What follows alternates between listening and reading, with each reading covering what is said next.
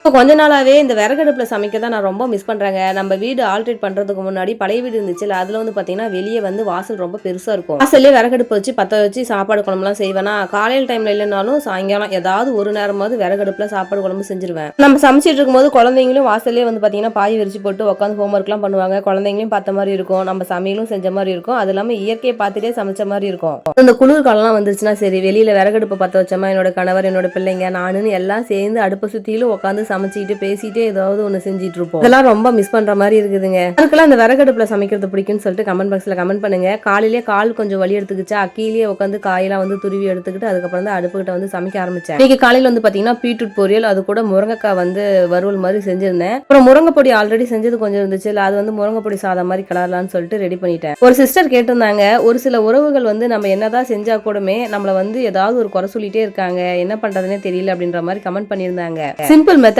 தாங்க. நம்ம எந்த உறவா இருந்தாலும் நம்மள பிடிச்ச உறவுக்கு நீங்க செய்யுங்கள, கம்மியா செஞ்சா கூட அவங்களுக்கு அது ஒரு பெரிய விஷயமா தெரியும். பிடிக்காத உறவுக்கு நீங்க அதிகமா என்னென்னமோ கொண்டுட்டு போய் கஷ்டப்பட்டு செஞ்சா கூட அவங்களுக்கு நம்மள பிடிக்கலன்னா நம்ம எதை செஞ்சாலுமே அவங்களுக்கு பிடிக்காது. பிடிச்சவங்க கஷ்டத்தையே கொடுத்தா கூட அதை ஏத்துக்குவாங்க, பிடிக்காதவங்க நல்லதே பண்ணா கூட அதை அவங்களால ஏத்துக்க முடியாது. சிம்பிள் மேட்டருங்க. உங்களுக்கு யாரு பிடிக்குமோ அவங்களுக்கு செய்யறதை விடவே உங்களை யாருக்கு பிடிக்குமோ அவங்களுக்கு செய்யுங்க.